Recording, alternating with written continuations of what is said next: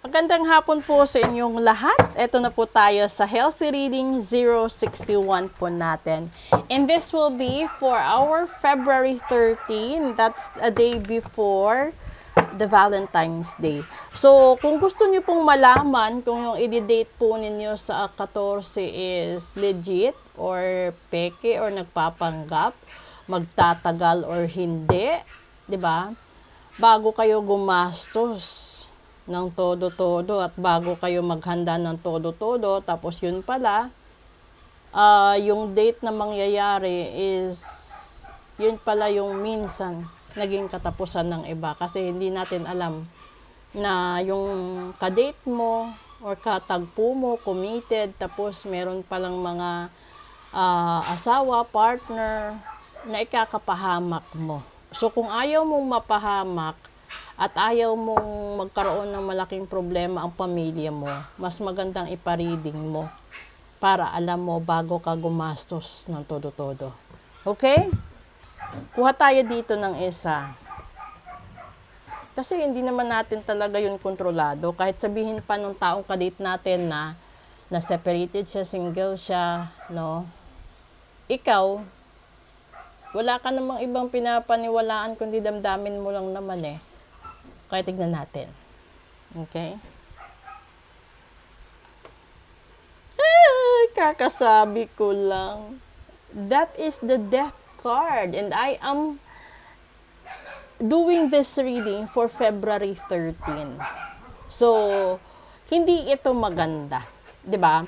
Kasi this is an ending, this is a separation, this is a change of what is going on right now. So, ibig sabihin yan, kasi this is a healthy reading, no?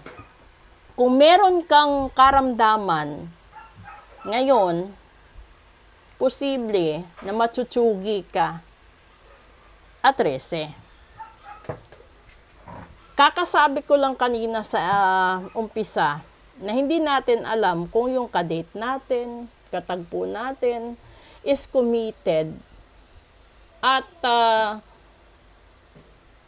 yung taong karelasyon nila, asawa nila, or kahit sino, yun yung magpapahamak sa'yo. 'Di ba?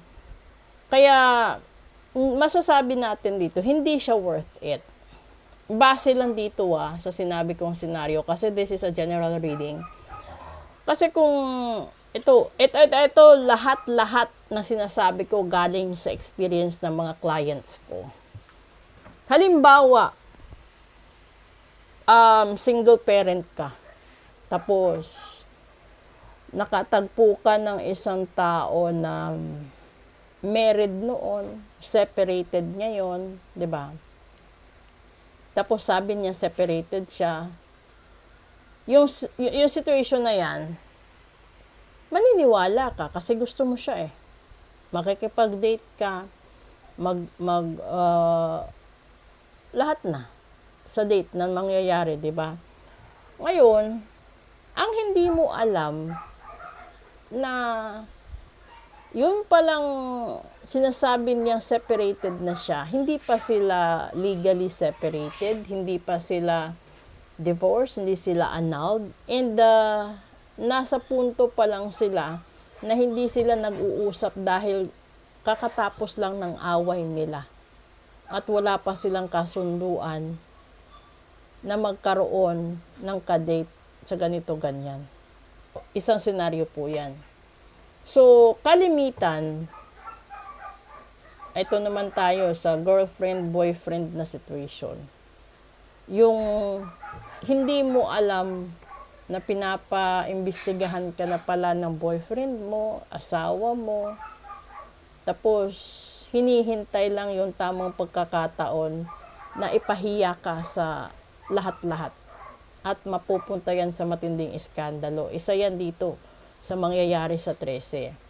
And then, yung sitwasyon na either of the two ikaw yung hinudas o ikaw yung nanghuhudas, mapapahiya kayo pareho, masasaktan kayo pareho, maghihiwalay kayo, at magtatapos talaga ang relasyon. So kung kayo'y may duda At kayo'y, alam nyo naman yan sa sarili ninyo eh, kung may lihim kayong plano na makipagtagpo sa iba, huwag nyo nang ituloy. Dahil dito, sinasabi, mabubuking ka. At, dahil this is a healthy reading, ibig sabihin, ang taong involved dito, depressed, no?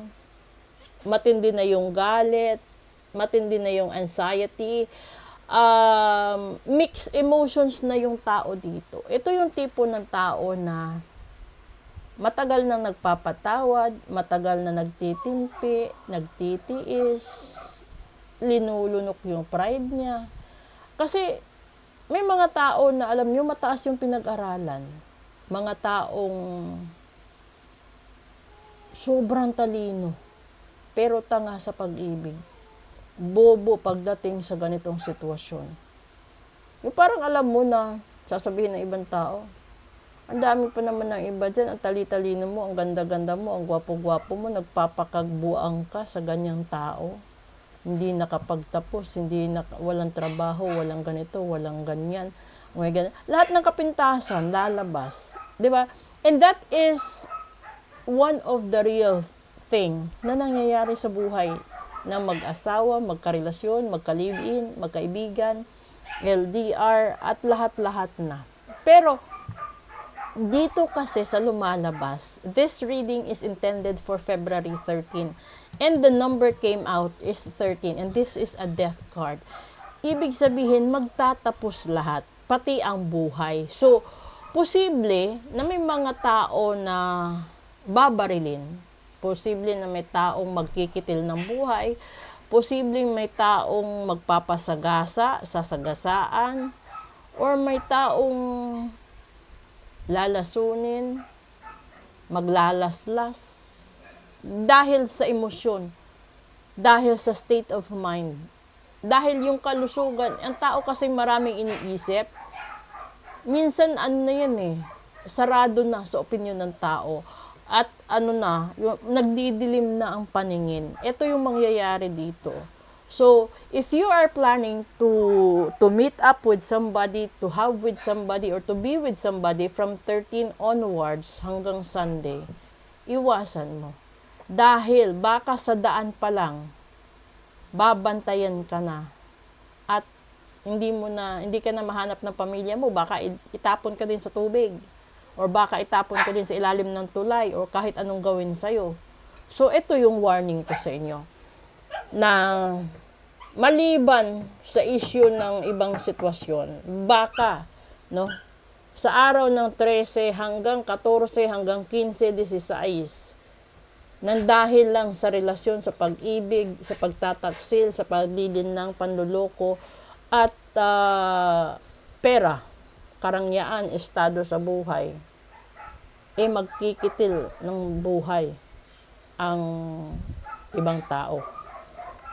So, kung ayaw mong mawala sa mundong ibabaw, at alam mo din naman sa sarili mo mapagkakamali ka, no? Kung gusto mo ituloy yung date mo, magpa-reading ka.